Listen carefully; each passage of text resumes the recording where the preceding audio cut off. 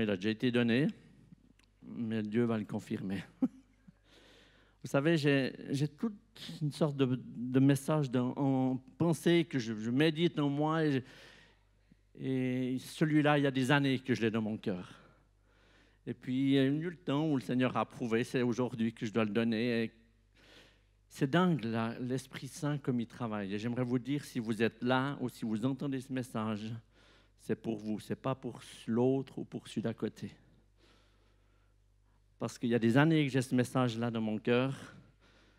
Et quand je me suis mis en prière pour ce que je devais partager, le Seigneur a dit, OK, cette fois c'est bon. Et j'aimerais qu'on prenne dans Ésaïe 42, les versets 1 à 4.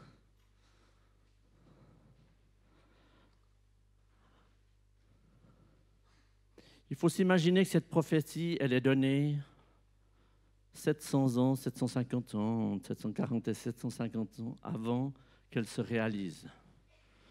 Imaginez-vous, Dieu parle aujourd'hui, remettons à aujourd'hui. Dieu donne une prophétie extraordinaire, tellement grande qu'elle va changer le monde. Et Dieu parle. Voici mon serviteur que je soutiendrai, mon élu en qui mon âme prend plaisir. J'ai mis mon esprit sur lui et il annoncera la justice aux nations. Il ne criera point, il n'élèvera point la voix, il ne fera point entendre dans les rues, il ne brise point le roseau cassé et il n'éteindra pas la mèche qui brûle encore. Il annoncera la justice selon la vérité.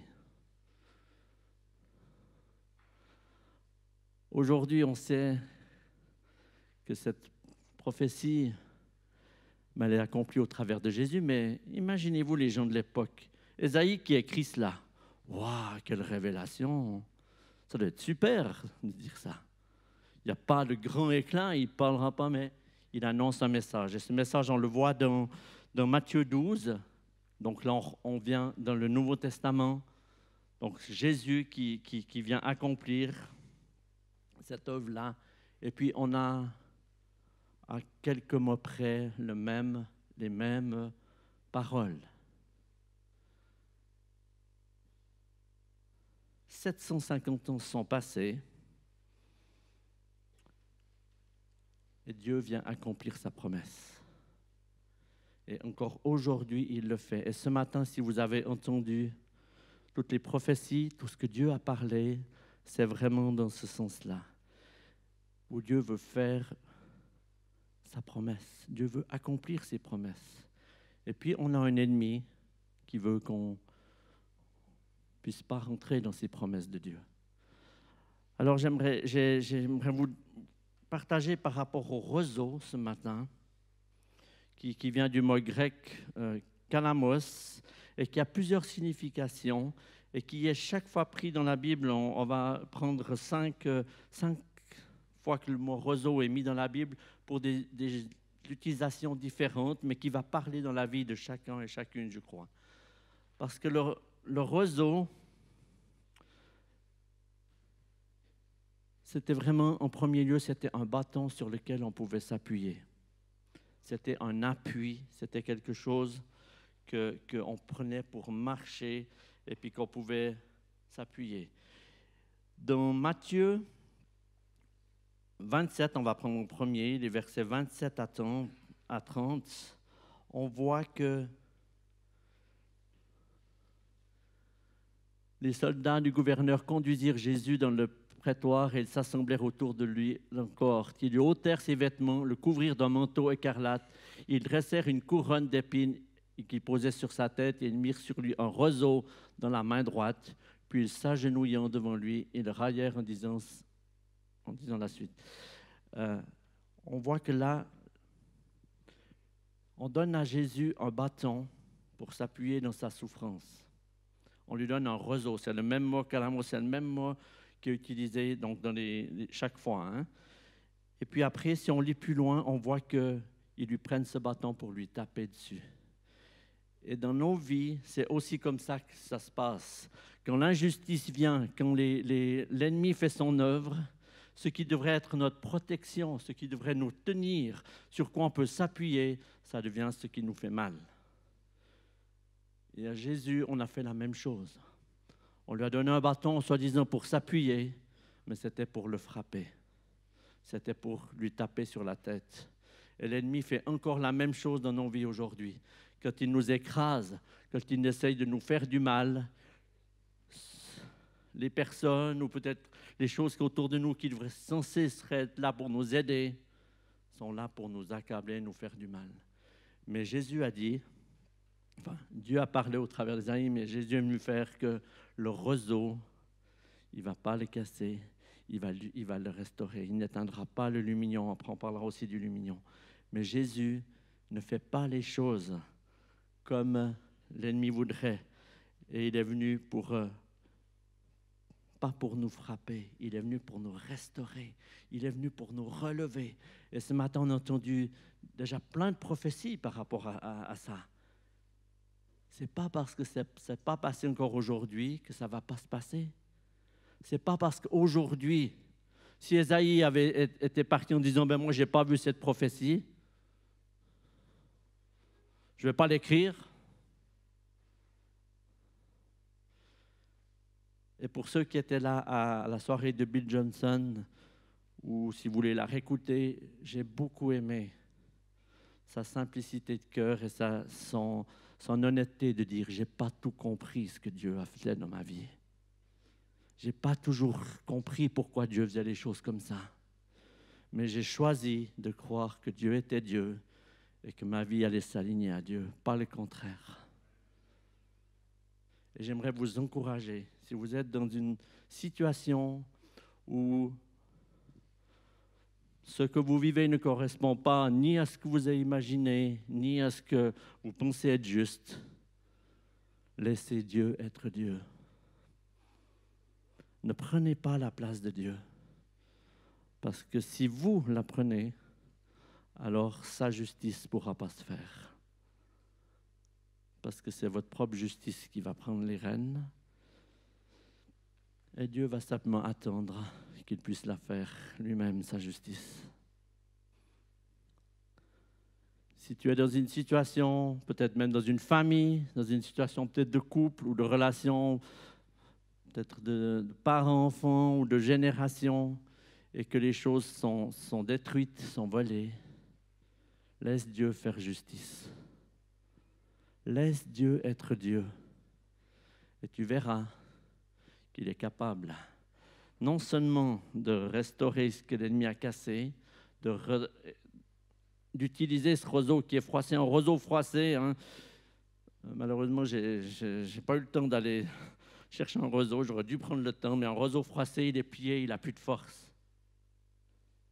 Mais Dieu a dit qu'il ne briserait pas cela. Et Dieu est capable de te redonner de la force, de te redonner de la solidité partout où l'ennemi a réussi à te casser. Et ça, c'est la promesse qui est donnée 700 ans avant que Jésus vienne. Hein? On va prendre encore un autre texte. Dans Matthieu 11.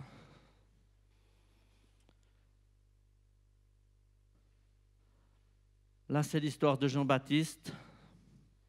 Puis en fait, Jésus, dans le contexte, Jésus, il dit, on est en train de lui dire qu'il n'est pas le Fils de Dieu. Est-ce que vraiment c'est ça? Puis il confronte les gens et dit, comme il s'en allait, Jésus se mit à dire à la foule au sujet de Jean, « Qu'êtes-vous allé voir au désert? Un roseau agité dans le vent ?» Donc, est-ce que Jean-Baptiste, c'était juste un passage, quelque chose qui bougeait comme cela?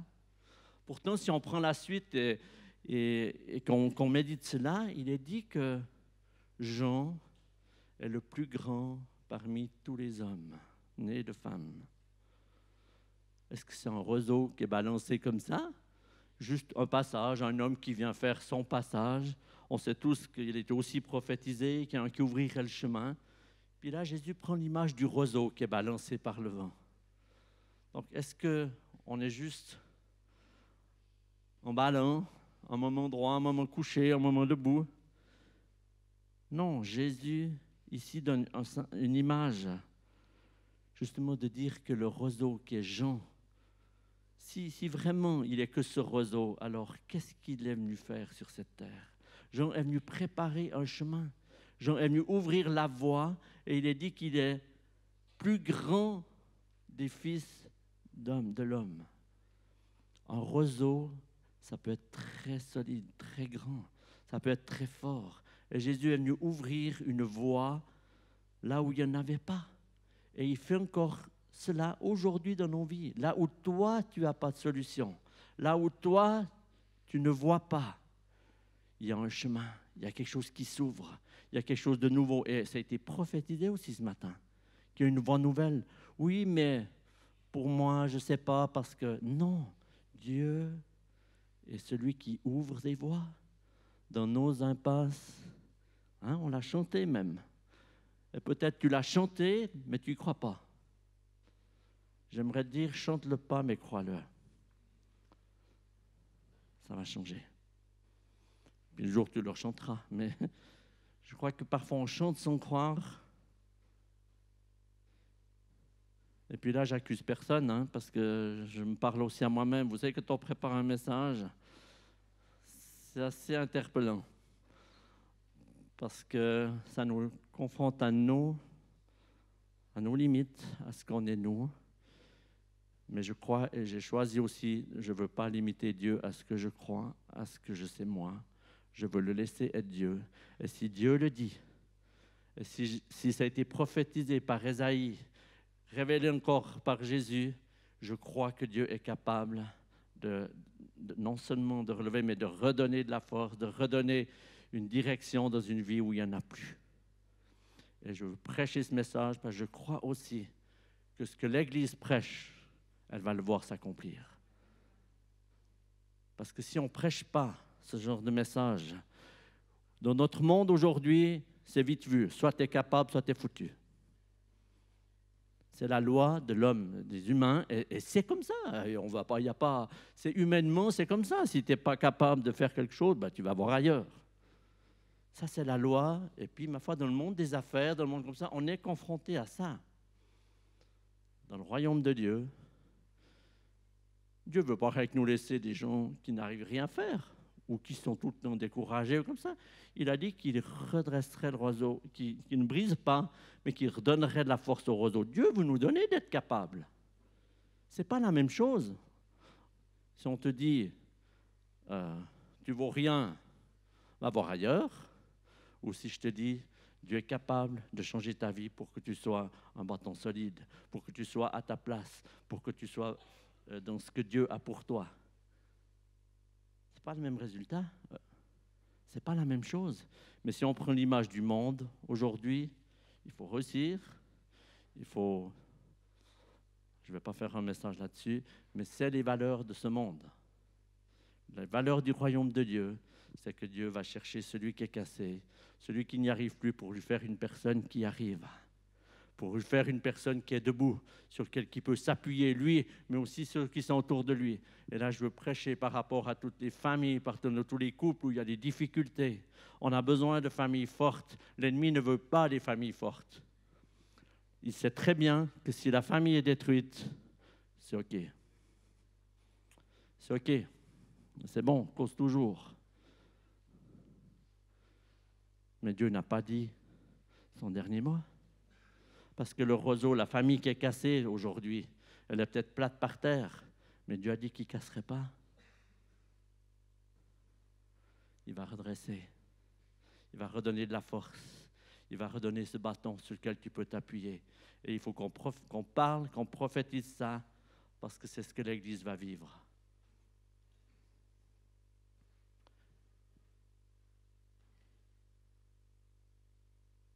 Je vais prendre encore un, parce que je vois toujours que le temps tourne très vite. Dans un autre texte, dans 3 Jean, versets 1 à 13, il est dit qu'il y a plein de choses à dire, mais il dit « Prends le roseau pour écrire ». Dans certaines versions, c'est la plume, mais en fait, c'était le roseau. On écrivait avec les roseaux. J'aimerais vous dire, ce passage-là parle de la vérité. Dieu écrit les choses dans la vérité. Si le mensonge a réussi à t'amener dans ta vie ou dans ta famille ou dans tes relations ou dans tout ce que tu vis, des choses qui sont fausses, alors sache que Dieu n'est pas là-dedans. Dieu est dans la vérité.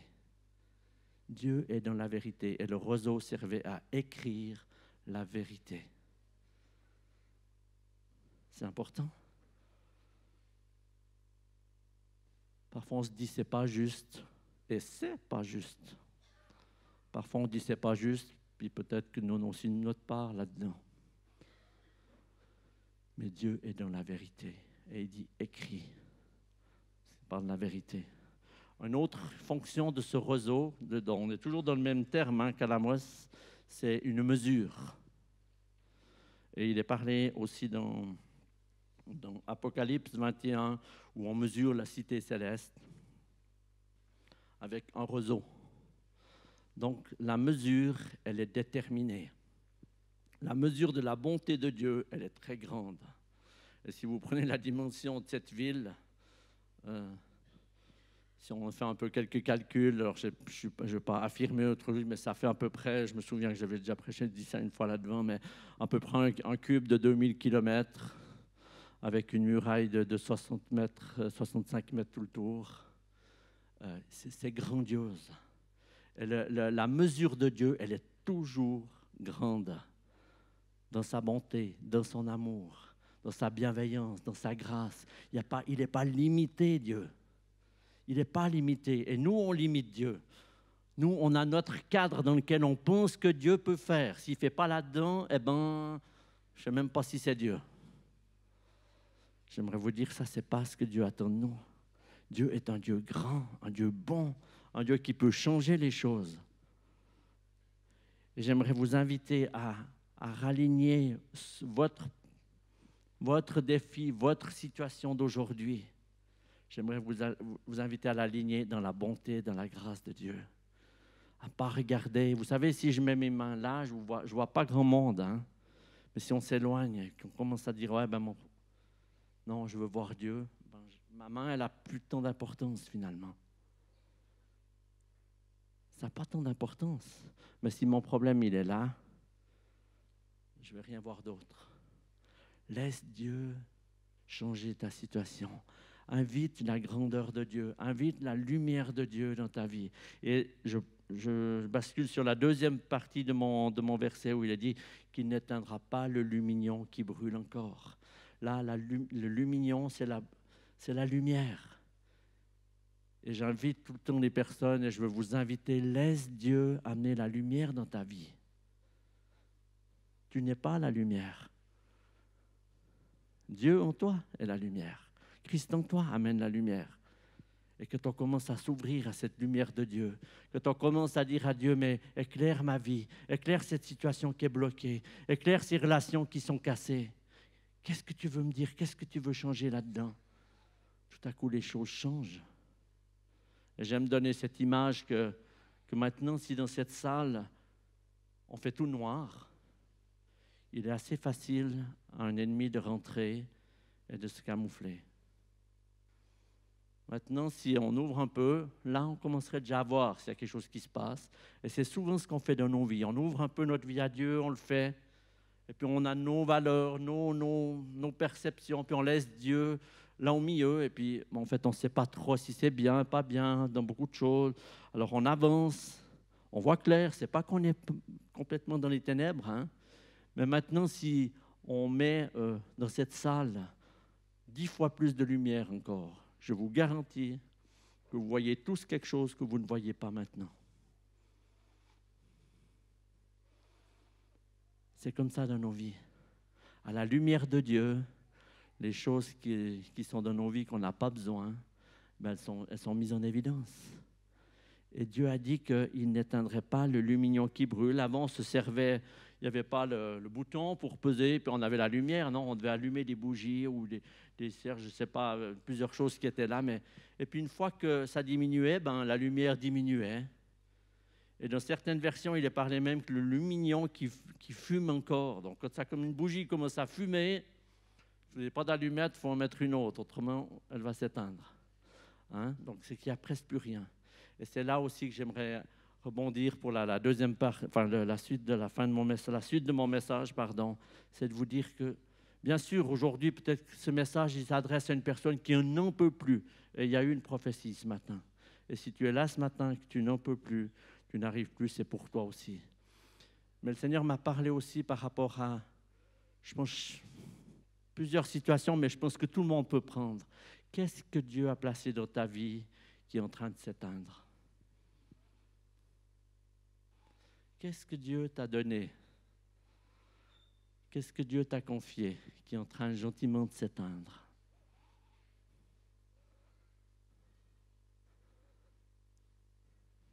C'est bon d'y réfléchir, de regarder. Parce que l'ennemi ne veut juste pas qu'on s'arrête à ça, puis qu'on continue. Et puis ça s'éteint toujours plus et finalement on le perd. Alors que Dieu, la parole de Dieu ne nous dit pas cela. Je n'éteindrai pas le lumignon qui brûle encore. Et toutes les promesses, toutes les paroles que Dieu a données, t'a données, Dieu ne va pas les abandonner. Dieu ne va pas les lâcher. Dieu ne va pas éteindre ce petite lumière qui brûle encore dans ta vie. Il aimerait juste que tu reviennes, que tu le laisses changer ça. Alors Serge, je vais te demander de venir. J'ai demandé à Serge parce que c'est aussi... Serge, il joue de la flûte et la flûte, c'était aussi un roseau. C'était un des premiers instruments que les bergers utilisaient pour jouer entre eux. Donc un roseau, il est vide au milieu et ils faisaient des trous dedans et ça c'était les premiers instruments de musique. Et ce matin, on va se laisser juste, parce que je crois qu'il y a vraiment une parole. J'ai quelques paroles de connaissance que je vais donner aussi pendant ce temps, mais il y a vraiment une parole pour chaque personne qui le veut ce matin. Et alors que cette flûte va jouer, j'aimerais vous inviter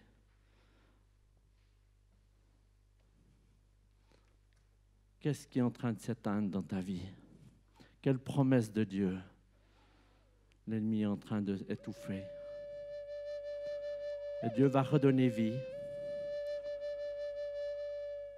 Dieu va souffler.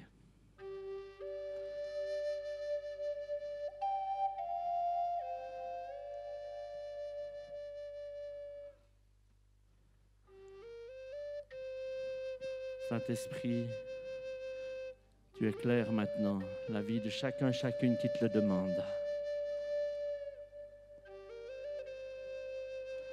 Je rappelle les promesses de Dieu sur ces lumignons qui brûlent encore.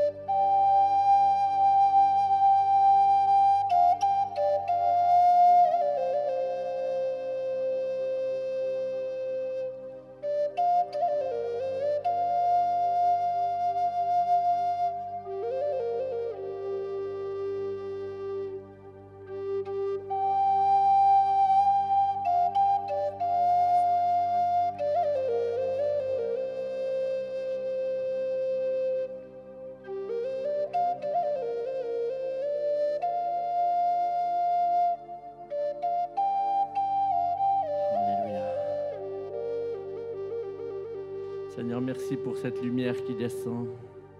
Merci pour ces flammes que tu rallumes ce matin. Cette vie que tu redonnes. Cette vie qui est cassée, qui est brisée, que tu redonnes force maintenant.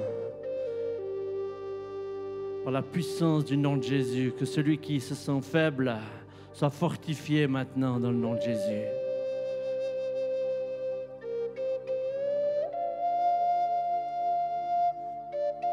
Que celui qui est découragé soit encouragé. Que celui qui se sent vide soit rempli de la puissance et de la présence de Dieu. Seigneur, tu crées des sentiments nouveaux, tu crées des choses nouvelles dans la vie de ceux et celles qui s'attendent à toi ce matin. Et je veux être aussi de ceux-là. Seigneur, viens amener ta liberté, viens amener ta vie. Partout les chaînes sont là, partout les liens sont là. Je proclame au nom de Jésus la lumière dans vos vies, dans vos situations, dans vos familles. Et partout les relations sont en train de se briser ou peut-être déjà brisées. Je proclame qu'il vient un temps où l'ennemi a perdu son, il y a le temps où l'ennemi a perdu son pouvoir. Et au travers de la bouche d'Ésaïe, il était prophétisé qu'il ne brisera pas le roseau froissé. Donc roseau froissé maintenant au nom de Jésus, vous vous redressez. Je prie pour les familles.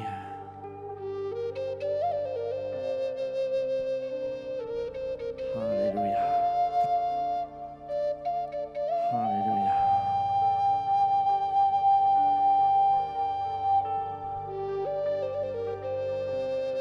Je prophétise aussi la lumière, la vie qui redescend, les flammes qui se rallument, le zèle pour l'évangile, le zèle pour servir Dieu, le zèle pour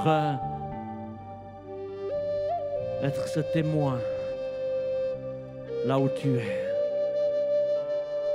Oh, pas ta force, pas ta propre lumière, mais celle que Dieu brille en toi.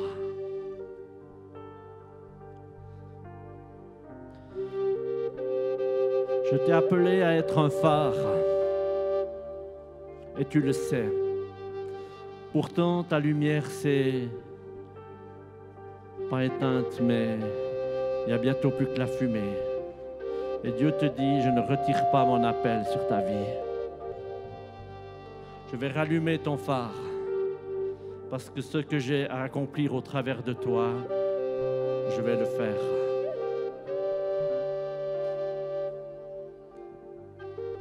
Il y a beaucoup de gens qui te regardent. Les gens qui sont perdus aujourd'hui, qui ne savent où aller dans leur tempête de leur vie.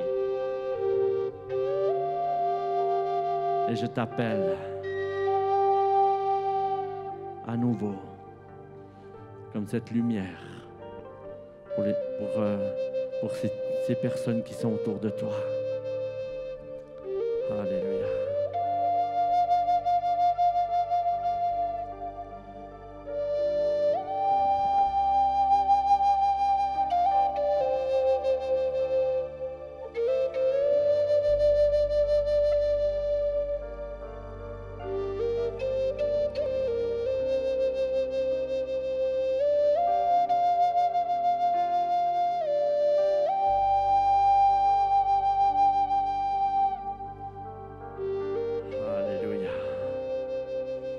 Laisse la lumière de Dieu ranimer ta flamme.